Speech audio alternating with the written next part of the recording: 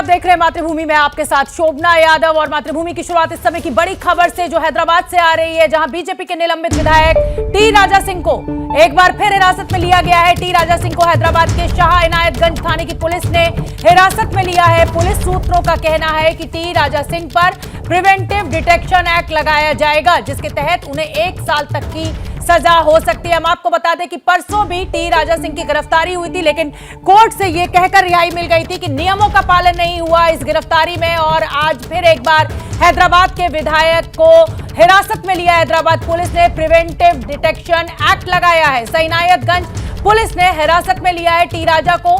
मोहम्मद पैगंबर के खिलाफ जिस तरीके की शब्दावली का इस्तेमाल किया गया, उसको लेकर, धार्मिक भावनाओं को आहत करने को लेकर यह गिरफ्तारी हुई है।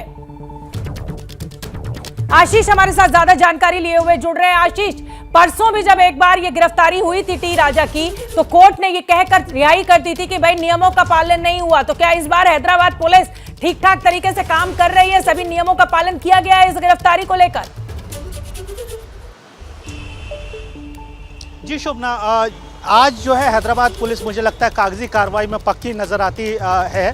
सबसे पहले शाह इनायतगंज पुलिस ने एक फरवरी इस साल के फरवरी के महीने के एक केस में राजा सिंह को नोटिस देती है। 41A CRPC के तहत नोटिस दी जाती है। उसके अलावा एक और नोटिस दिया जाता है जो अप्रैल के महीने में रामनवमी के दौरान एक भाषण देने के मामले का नोटिस था। इन दोनों मामलों में 41A CRPC के तहत पहले राजा सिंह को नोटिस दी जाती है। उसके अलावा अलग अलग पुलिस स्टेशन से भी करीब 3 और नोटिस 41A CRPC के राजा सिंह को दिए जाते हैं। उसके बाद राजा सिंह एक वीडियो मैसेज जारी करते हैं। उनका वो आरोप लगाते हैं कि तेलंगाना के मंत्री तारक रामाराव KTR, जिनको कहा जाता है, होम मिनिस्टर महमूद अली और असदुद्दीन ओवैसी जो हैदराबाद के सांसद हैं, MIM प्रमुख हैं, वो तीनों मिलकर उनकी गिरफ्तारी की साजिश रच रहे हैं।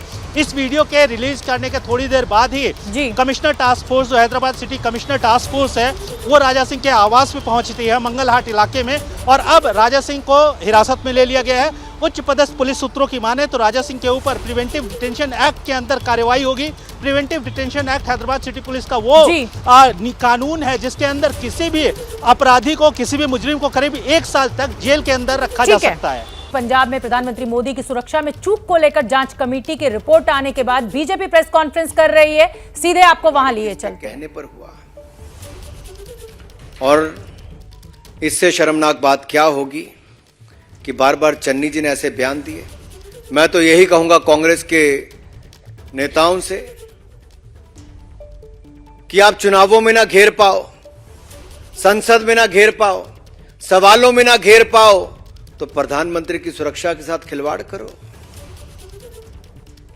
सवाल यह उठता है कि ये नौकरशाह, ये पुलिस अधिकारी किसके इशारे पर ये खेल खेल रहे थे और सुरक्षा के साथ खिलवाड़ कर रहे थे, और प्रधानमंत्री जी की सुरक्षा के साथ हिला हवाली कर रहे थे, लीपा पोती कर रहे थे। किसके कहने पर कर रहे थे? सीएम चन्नी बार बार झूठ बोल रहे थे। यह किसकी ओर इशारा करता है? किस परिवार और किस पार्टी के नेता को वो रिपोर्टिंग बार बार कर रहे थे? सीएम की भाषा में इतना घमंड, इतना झलझलापन, यह अपने आप में दिखाता है कि अपने आप नहीं, अपने आकाओं के इशारे पर काम कर रहे थे। यह कहना 20 मिनट रुके, कुछ हुआ तो नहीं। कितनी गैर जिम्मेदाराना स्टेटमेंट है। इससे तो यही पता चलता है कांग्रेस का हाथ देश विरोधियों के साथ। यही नहीं रुके, अभी प्रधानमंत्री जी का तेलंगाना का दौरा था। उस समय भी प्रधानमंत्री जी के हेलीकॉप्टर आने से ठीक पहले उसी समय पर इतने बड़े बड़े काले गुब्बारे छोड़ दिए। यह भी एक बहुत बड़ी सुरक्षा के साथ खिलवाड़ का मामला था। लेकिन मित्रों, जैसा शास्त्रों में लिखा है हमारे, जो धर्म की रक्षा करता है, धर्म उसकी रक्षा करता है। लेकिन यहां पर सवाल तो यह खड़ा होता है कि तत्कालीन कांग्रेस सरकार ने ऐसा कैसे होने दिया, किसके इशारे पर होने दिया, और ये रूट कैसे पता चला, सुरक्षा में चूक क्यों हुई, इसका जवाब कांग्रेस को देना ही होगा। कौन इनके वो आका दिल्ली में है, कौन वो नेता है जो उस समय के मुख्यमंत्री को निर्देश दे रहे थे। ये पूरी स्क्रिप्ट दिल्ली में किस जगह पर कांग्रेस के लिखी गई और उसको लागू पंजाब के मुख्यमंत्री ने डीजीपी के माध्यम से एसएसपी पर किया। कोर्ट ने इस पर अपनी टिप्पणी बड़ी गंभीर भी की है।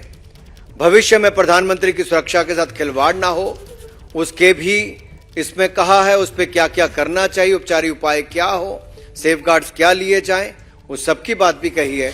लेकिन आज सवाल यह खड़ा होता है कि कांग्रेस ने देश के 130 करोड़ की जनता के पूर्ण बहुमत से चुने हुए दुनिया के सबसे लोकप्रिय नेता की सुरक्षा में खिलवाड़ क्यों होने दिया, ये सुनियोजित क्यों था और ये षड्यंत्र किसने रचा, ये कई सवाल अब आप सबके सामने आते हैं। अगली खबर झारखंड से, जहां ऑफिस ऑफ प्रॉफिट के मामले में मुख्यमंत्री हेमंत सोरेन की विधानसभा सदस्यता रद्द होने वाली है। सूत्रों के मुताबिक चुनाव आयोग ने राज्यपाल को अपनी सिफारिश भेज दी है, यानी झारखंड को नया मुख्यमंत्री मिल सकता है। झारखंड के राज्यपाल रमेश बैस आज ही दिल्ली से रांची पहुंचे हैं। हालांकि रांची एयरपोर्ट पर उन्होंने चुनाव आयोग की सिफारिश की जानकारी से इनकार किया है। अब सभी की नजरें राजभवन पर लगी हुई है। विधानसभा की सदस्यता रद्द हो सकती है। मुख्यमंत्री पद से हेमंत सोरेन हटेंगे तो क्या वो अपनी पत्नी कल्पना सोरेन को मुख्यमंत्री बनाएंगे या फिर कोई और चेहरा झारखंड मुक्ति मोर्चा से मुख्यमंत्री हो सकता है। ये तमाम विकल्प हेमंत सोरेन के सामने। क्या उनके चुनाव लड़ने की सदस्यता को अगले 6 साल के लिए रद्द कर दिया जाएगा? इन्हीं सवालों का इंतजार राज्यपाल पहुंच चुके हैं और राज्यपाल ने अभी कहा है कि उन्हें ऐसी चुनाव आयोग की किसी भी सिफारिश की जानकारी नहीं है। हालांकि एबीपी न्यूज ने जब हेमंत सोरेन से चुनाव आयोग की सिफारिश के बारे में पूछा तो उन्होंने कहा ऐसी कोई बात नहीं है। उल्टा उन्होंने मीडिया से ही सवाल करते हुए पूछ लिया कि आपसे ये सब कुछ कौन कह रहा है। तो सदस्यता रद्द होने की बात से हेमंत सोरेन ने इनकार किया है। मीडिया से ही सवाल पूछा कि आपसे ये सब कुछ, आपको ये जानकारी कौन दे रहा है। सर, एक तरफ आप इतने विकास के काम कर रहे हैं, लोगों की खुशी चेहरे में, और दूसरी तरफ सर निर्वाचन आयोग के फैसले पर आपके खिलाफ साजिश हो रही है, क्या लगता है सर? अभी कहाँ है, कौन बोल रहा है? ये है मुख्यमंत्री। उन्होंने कहा है कि जो पुलिसकर्मी आए थे छुट्टी पर उनको बधाई देने, तो एबीपी न्यूज ने जब उनसे सवाल किया कि एक तरफ आप विकास के काम गिना रहे हैं, दूसरी तरफ निर्वाचन आयोग की बात सामने आ रही है, तो कह रहे हैं एबीपी न्यूज से बात करते हुए हेमंत सोरेन ने एबीपी न्यूज के सवाल पर कहा कि कौन बोल रहा है ये।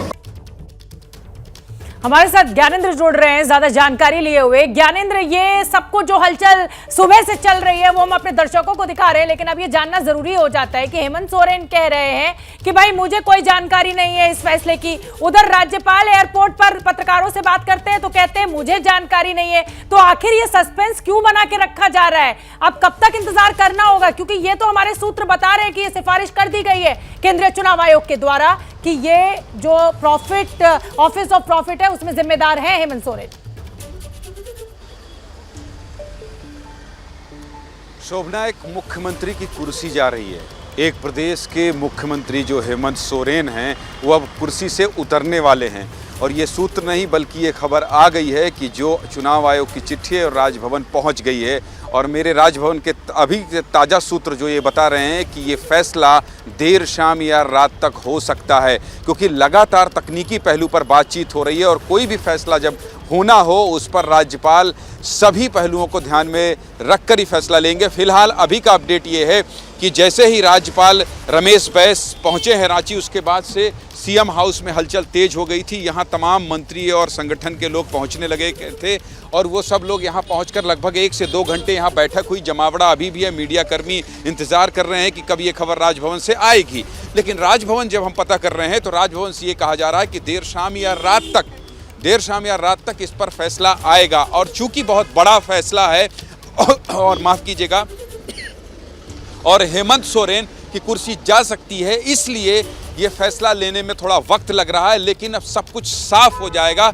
हेमंत सोरेन से एबीपी न्यूज़ ने एक्सक्लूसिव जब ये सवाल पूछा उनसे, मैंने ये सवाल पूछा कि आप बताइए, अगर आप इतने विकास के काम गिना रहे हैं तो फिर आपको इस बंगले से बेदखल कौन करना चाहता है और इस सीएम हाउस से कौन हटाना चाहता है? तो उन्होंने कहा कौन कह रहा है ये, मतलब वो भी अनजान बन रहे हैं इस पूरी का जो भी उनके खिलाफ चल रही है। भली बात नहीं जानते हैं ज्ञानेंद्र, लेकिन मेरा सवाल आपसे ये है कि अगर हेमंत सोरेन हट रहे हैं, अगर क्या मतलब मुझे लग रहा है कि शाम तक ये फैसला आ ही जाएगा, विधानसभा सदस्यता रद्द करने का आदेश दे दिया गया है। दो सवाल अहम हो जाते हैं कि अगला मुख्यमंत्री झारखंड का कौन होगा? क्या कल्पना सोरेन हो सकती है या शिबू सोरेन मोर्चा संभालेंगे या फिर सोरेन परिवार से इतर कोई और मुख्यमंत्री झारखंड मुक्ति मोर्चा का बनेगा? और दूसरा जो बहुत अहम सवाल हो जाता है वो ये कि क्या अगले 6 साल के लिए, 5 साल के लिए, 2 साल के लिए उनके चुनाव लड़ने पर भी रोक लग सकती है? क्या कह रहे हैं आपके सूत्र?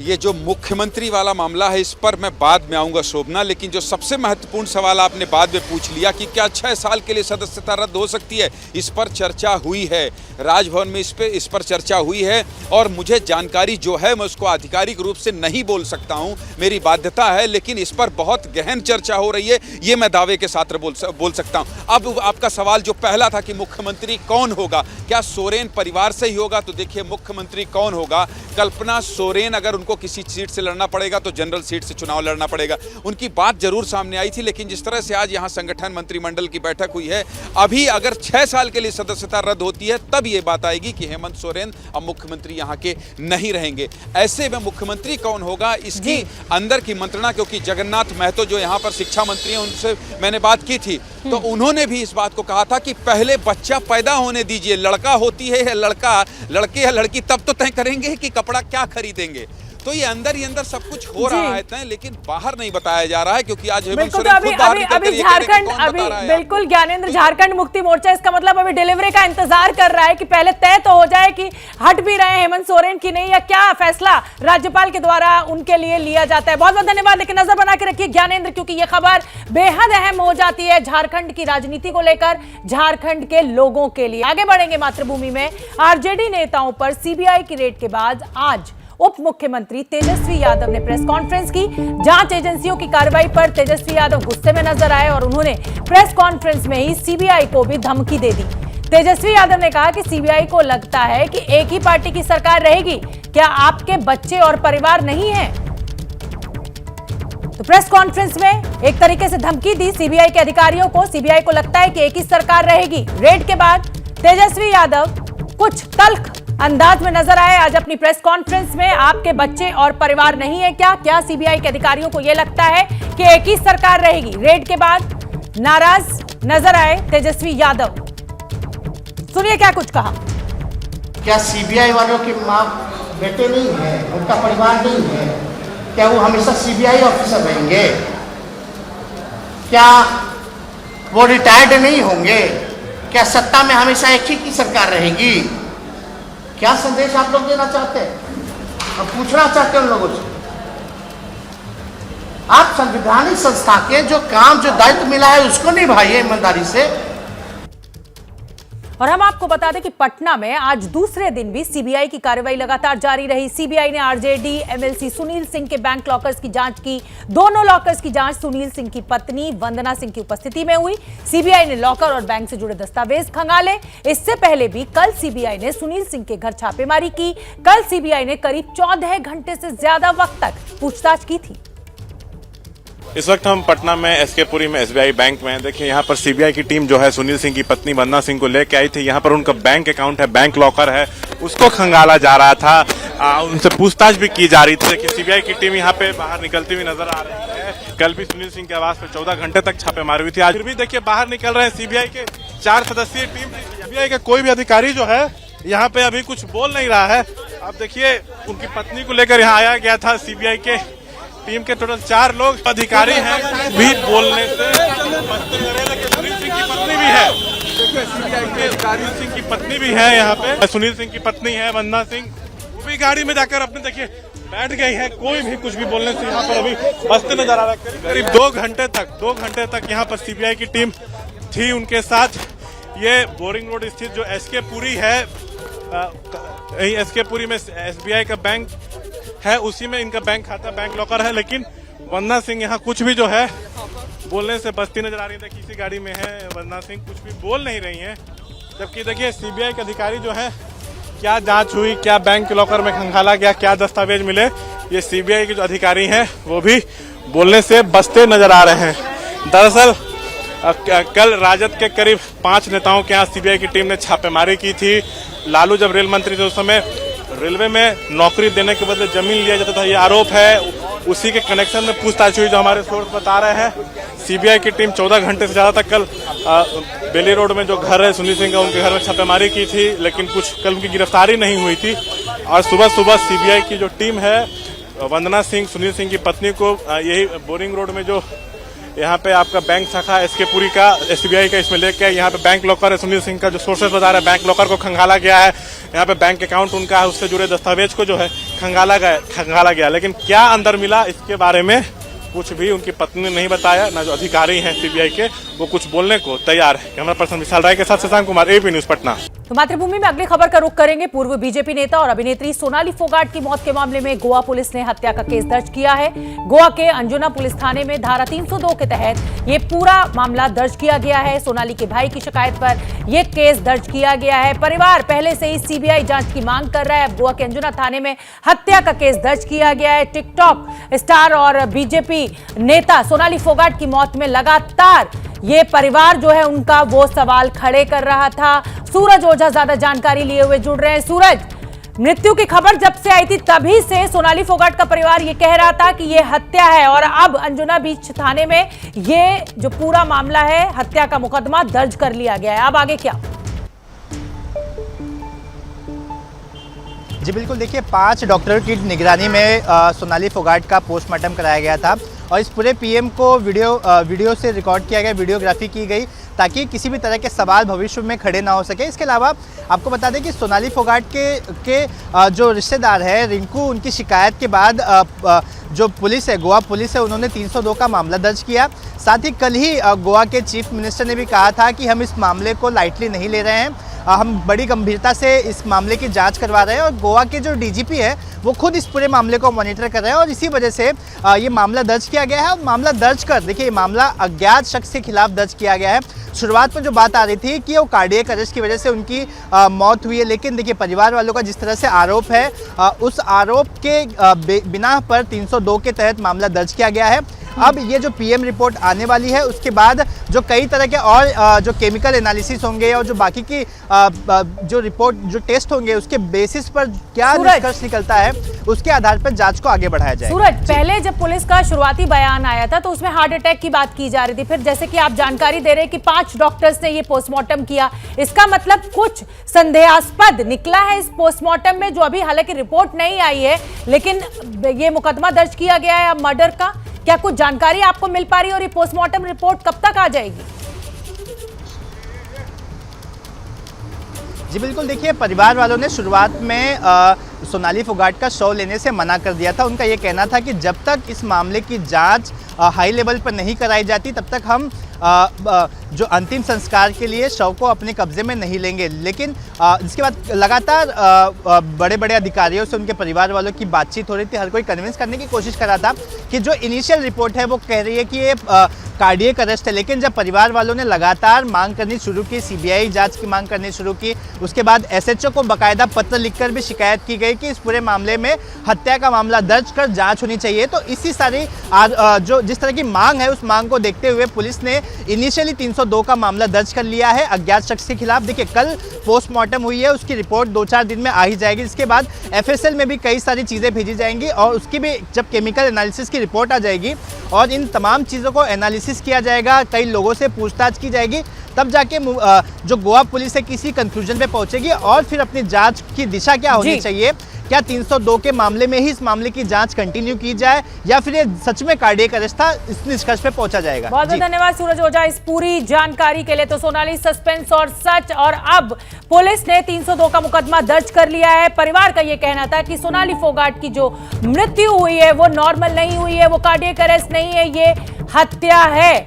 तो सोनाली फोगाट के जो मृत्यु हुई थी उसको लेकर अब गोवा के अंजुना बीच थाने पर मुकदमा दर्ज कर लिया गया है। सोनाली के भाई की शिकायत पर यह पूरा मामला दर्ज किया गया है। टिकटॉक से अचानक प्रसिद्धि मिली थी सोनाली फोगाट को, फिर बीजेपी के टिकट पर वो कुलदीप बिश्नोई के खिलाफ चुनाव भी लड़ी थी हरियाणा में, और जाना माना चेहरा मीडिया जगत में सोनाली फोगाट। उनकी मृत्यु के बाद लगातार उनका परिवार ये कह रहा था कि हम उनके शव को नहीं लेंगे क्योंकि इसमें कहीं ना कहीं कोई साजिश है।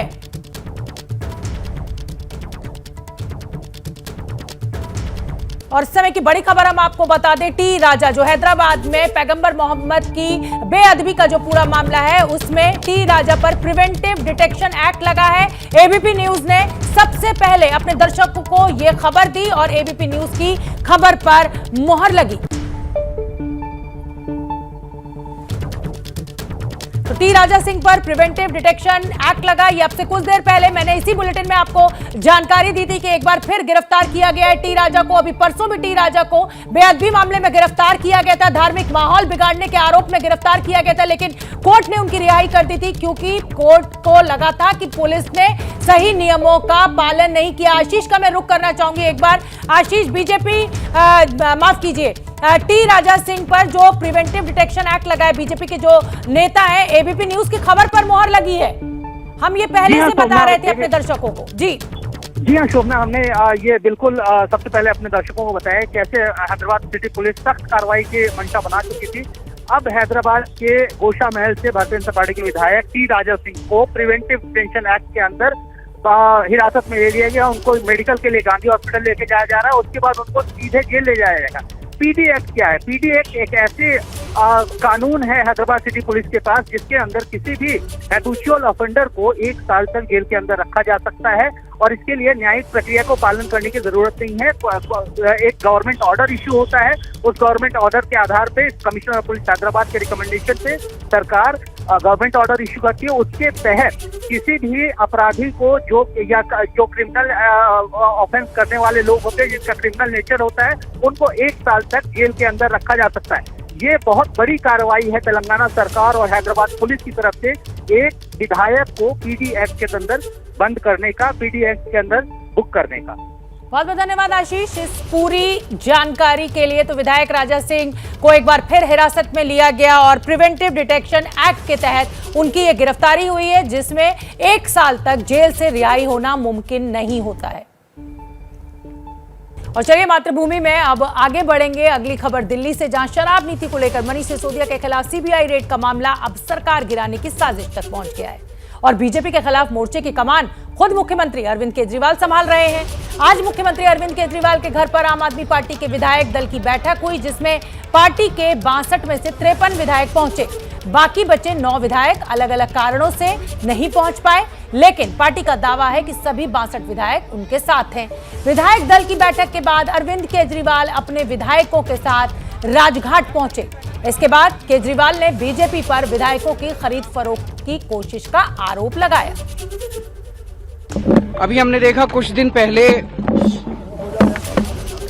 मनीष सिसोदिया जी के खिलाफ इन लोगों ने एक बिल्कुल झूठी और फर्जी एफआईआर दायर की। उसके आधार पे इन्होंने मनीष सिसोदिया जी के घर पे रेड मारी। रेड पूरा दिन चलती रही, मेरे ख्याल से 14 घंटे के करीब रेड चली। मनीष सिसोदिया जी के घर में सारे गद्दे, दीवारें, कुछ भी नहीं छोड़ा, सब छान मारा उन्होंने। उसके बावजूद लास्ट में उनको एक भी पैसे का अनअकाउंटेड कुछ नहीं मिला। पिछले कुछ दिन से हमारे एमएलए के पीछे पड़े हैं। हमारे एमएलए को एक एमएलए को 20-20 करोड़ रुपए का ऑफर दिया जा रहा है, 20-20 करोड़ रुपए का, कि आप 20 करोड़ रुपए ले लो और आप केजरीवाल जी की सरकार तोड़ दो, केजरीवाल जी को छोड़ दो, आम आदमी पार्टी को छोड़ दो और हमारे साथ आ जाओ। मुझे बेहद खुशी है कि हमारा एक भी एमएलए अभी तक नहीं टूटा है, कि 40 एमएलए तोड़ के सरकार गिराने का इनका टारगेट है। तो ये तो आपने दिल्ली के मुख्यमंत्री अरविंद केजरीवाल को सुन लिया। दिल्ली में केजरीवाल सरकार की शराब नीति के विरोध में बीजेपी आज सड़कों पर उतरी है और बीजेपी ने शराब नीति के खिलाफ राजधानी में कई जगहों पर प्रदर्शन किया। बीजेपी ने आरोप लगाया कि शराब नीति में बदलाव के जरिए दिल्ली सरकार ने घोटाला किया है और शराब माफिया को फायदा पहुंचाया है।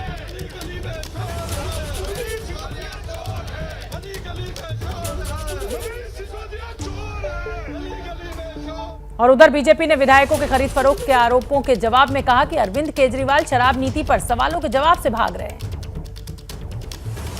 हमारा प्रश्न ये है कि हम निरंतर उनसे दिल्ली की आबकारी नीति पर प्रश्न पूछ रहे हैं, परंतु आप देख रहे हैं कि यह नई नवेली पार्टी एक पहेली बनती चली जा रही है।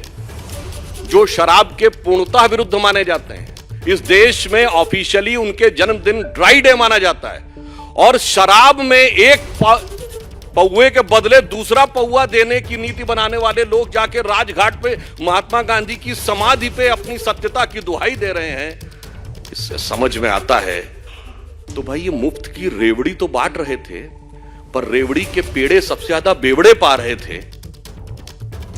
हम सीधे आबकारी नीति पर सवाल पूछ रहे हैं और आप हर दिन एक नए रूप बदलकर आकर विषय को डाइवर्ट करने की कोशिश कर रहे हैं। हमसे ये सवाल पूछते हैं कि क्या उनके एमएलए को तोड़ा जा रहा है। हम कोई किसी बात पर भी जवाब नहीं देंगे, क्योंकि प्रश्न पहले हमने खड़ा किया कि आपने शराब में घोटाला किया, उसके ऊपर में कोई जवाब नहीं देना और इसको पूरे मुद्दे को डाइवर्ट कर देना, ये अब आम आदमी पार्टी ने अपना तरीका बना लिया है। ये आजकल बहुत या तो पिक्चर देख रहे हैं, रातों रात में स्क्रिप्ट बना देते हैं। कोई भी हमारे एमएलए जो है मिल नहीं रहे, उनका नाम भी नहीं बताते, कौन फोन कर रहा है बीजेपी वाला उसका भी नाम नहीं बता रहे। मगर आज जब हमारे केवल 8 विधायक हैं और इनके 62 विधायक हैं, अगर 50 विधायक भी आ जाएंगे तो भी हमारी सरकार नहीं बनेगी। जो भी इनके प्रश्न हैं उसके बारे में तब तक नहीं बोलेंगे जब तक ये हमारे प्रश्नों का जवाब नहीं देंगे। तो दिल्ली में शराब नीति को लेकर लगातार वार पलटवार चल रहा है। दिल्ली के मुख्यमंत्री अरविंद केजरीवाल क्या कुछ कह रहे हैं वो भी हमने आपको सुनवाया, बीजेपी के नेता क्या कुछ कह रहे हैं वो भी आपने सुना। मैं रुख करना चाहूंगी दीपक रावत का, जो सुबह से इस पूरी खबर पर नजर बनाए हुए हैं। दीपक, पहले तो लगातार यह आशंका जताई जा रही थी कि भाई पता नहीं आम आदमी पार्टी के नेता है वो पहुंचेंगे या नहीं पहुंचेंगे, लेकिन एक तरीके से दिल्ली के मुख्यमंत्री अरविंद केजरीवाल ने आज शक्ति प्रदर्शन अपना कर दिया और राजघाट पर पहुंच गए। लेकिन मुद्दा तो शराब नीति है ना, उस पर कोई जवाब नहीं आ रहा है। जी, साफ तौर पर आपने बिल्कुल ठीक कहा शोभना कि किस तरीके से शक्ति प्रदर्शन किया गया। सुबह से ही पहले ये खबर आती है कि कुछ विधायकों से संपर्क नहीं हो पा रहा है, एक के बाद एक तमाम नेता ये बयान देते हैं, फिर उसके बाद सभी विधायक पहुंच जाते हैं, फिर ये कहा जाता है कि हमारे सारे विधायक एक साथ हैं, कोई अलग नहीं और हमें कोई नहीं तोड़ सकता। फिर यही चीज़ दिखाने के लिए राजघाट में भी लोग पहुँचते हैं। वहाँ पर मुख्यमंत्री अरविंद केजरीवाल से भी ये सवाल पूछा गया कि बीजेपी बार बार ये आरोप लगा रही है कि आप शराब नीति के बारे में क्यों नहीं बात कर रहे हैं, उसमें जो घोटाला हुआ है उस पर क्यों नहीं बात कर रहे हैं। तो अरविंद केजरीवाल ने 2-3 चीज़ें कही। उन्होंने ये कहा कि बीजेपी के नेता ये बयान दे रहे हैं, पहले किसी ने कहा कि 12,000 करोड़ का घोटाला हो गया, किसी ने कहा 70,000 का घोटाला हो गया, लेकिन वो कह रहे हैं कि इतना तो दिल्ली का बजट ही नहीं है, तो 12,000 का घोटाला कैसे हो सकता है। उनके बयानों में खुद ही विरोधाभास है, वो समझ नहीं पा रहे कि कितना घोटाला हुआ है और क्यों घोटाला हुआ है। तो वो ये कह रहे हैं कि कोई घोटाला नहीं हुआ है, बस उनकी सरकार को तोड़ने की कोशिश की जा रही है, उनके विधायकों को अलग करने की कोशिश की जा रही है। और कुछ यही मैसेज आज आम आदमी पार्टी ने सुबह से ही देने की कोशिश की और ये भी कोशिश की कि उनके विधायकों को अगर इस तरीके से खरीदा जाएगा तो वो कहीं नहीं जाएंगे। उनको ये भी बताना था कि अगर उनके विधायक नहीं जाते हैं तो उनके खिलाफ और भी रेड हो सकती है। ये भी आम आदमी पार्टी के नेता लगातार कह रहे हैं, यानी वो कह रहे हैं कि मतलब कुल मिलाकर दिल्ली की राजनीति में दीपक शेर सवा शेर का खेल चल रहा है। बहुत बहुत धन्यवाद आपका इस पूरी जानकारी के लिए। पेगासस जासूसी कांड को लेकर जांच कमेटी की रिपोर्ट आने के बाद बीजेपी ने कांग्रेस पर निशाना साधा है। बीजेपी ने पेगासस को लेकर आरोप लगाने के मामले में कांग्रेस सांसद राहुल गांधी से माफी की मांग की है। बीजेपी नेता रविशंकर प्रसाद ने कहा कि कांग्रेस को जासूसी को लेकर उपदेश नहीं देना चाहिए। बीजेपी के मुताबिक मोदी सरकार को बदनाम करने के लिए जासूसी के आरोप लगाए गए। इससे पहले पेगासस जांच कमेटी ने अपनी रिपोर्ट में कहा कि उसे स्पाईवेयर के इस्तेमाल के पुख्ता सबूत नहीं मिले हैं। कमेटी ने सुप्रीम कोर्ट को बताया कि उसे लोगों की तरफ से कुल 29 फोन दिए गए, 5 में मालवेयर होने का अंदेशा पाया गया, लेकिन यह तय नहीं हो पाया कि यह पेगासस ही है। कमेटी ने अपनी रिपोर्ट में साइबर सुरक्षा को लेकर सुप्रीम कोर्ट को सिफारिश भी सौंपी। साथ ही सुप्रीम कोर्ट ने यह जानकारी भी दी कि कमेटी ने यह भी कहा कि पेगासस को जांच को लेकर जो कमेटी बनाई गई थी, सरकार ने उसको सहयोग नहीं दिया।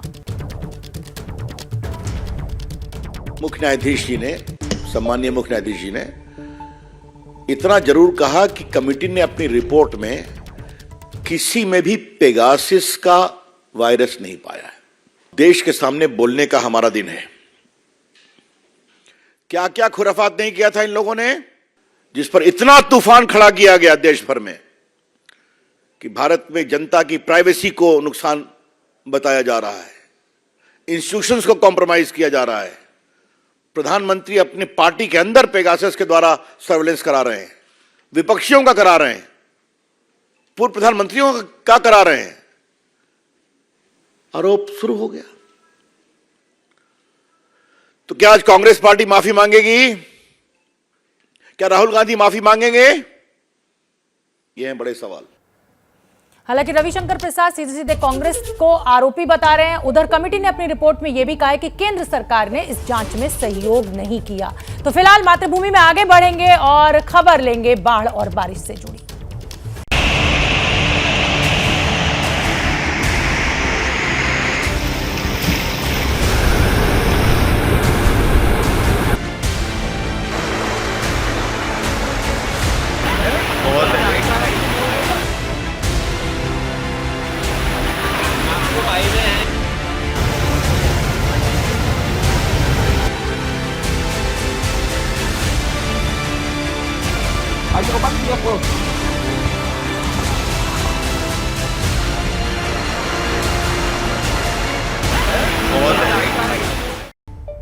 तो मातृभूमि में आगे बढ़ेंगे और अगली खबर बाढ़ और बारिश से जुड़ी हुई। मध्य प्रदेश में बाढ़ का संकट है कि कम होने का नाम नहीं ले रहा।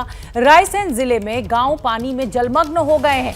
बच्चे स्कूल जाने और खेलने के लिए पानी के नीचे उतरने का इंतजार कर रहे हैं। जो पानी होता है उससे हर वर्ग प्रभावित होता है, मगर सबसे ज्यादा प्रभावित होता है वो वर्ग जो छोटे छोटे बच्चे हैं। हम एक डूब प्रभावित गांव में आए हैं। यहाँ दूर दूर तक पानी ही पानी है और ये गांव के बच्चे पिछले कई दिनों से इस पानी से घिरे हुए हैं। आइए हम बात करते हैं इन बच्चों से, ये लोग क्या सोचे हैं। क्या नाम है तुम्हारा? सिमरन। अरे सिमरन, ये बताओ तुमने कभी ऐसा पानी देखा था इस गाँव में? नहीं सर। अच्छा, ये तुम्हारा क्या नाम है? प्रियंका। अरे वाह, कितना खूबसूरत नाम है तुम्हारा। प्रियंका, ये बताओ कि ये जो पानी चारों तरफ तुमको दिखता है तो कैसा लगता है? हमको डर लगता है? हाँ। किस चीज का डर लगता है सर? वो किसी डर लगता है अम्बा कि पानी कभी घर में आ जाएगा। हाँ। तुम क्या सोचती हो, डर लगता है तुमको? हाँ। किस चीज का डर लगता है? सांप वगैरह का। सांप वगैरह आ जाते हैं क्या? अच्छा, और खाने पीने की दिक्कत हो रही है? हाँ। और स्कूल वगैरह जाते हैं ना। तो अब तो बंद है सब तुम्हारे? हाँ। तो अच्छा लग रहा होगा स्कूल की छुट्टी है? नहीं। अच्छा बताओ, किस किस क्लास में पढ़ते हो? तुम किस क्लास में पढ़ते हो? 5वीं। क्या नाम है तुम्हारा? मधु।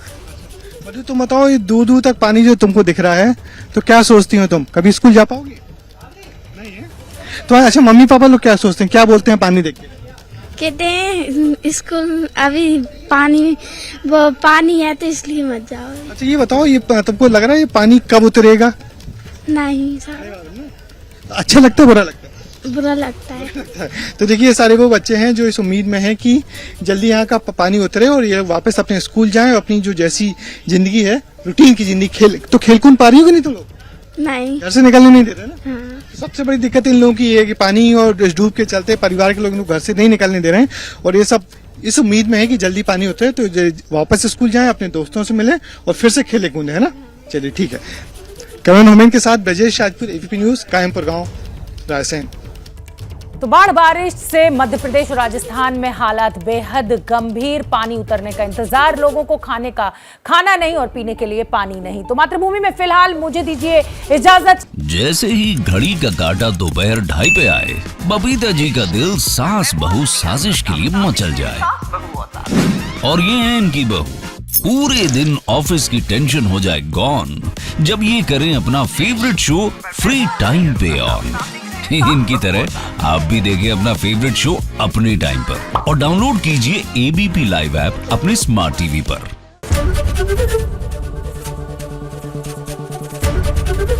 एबीपी न्यूज आपको रखे आगे।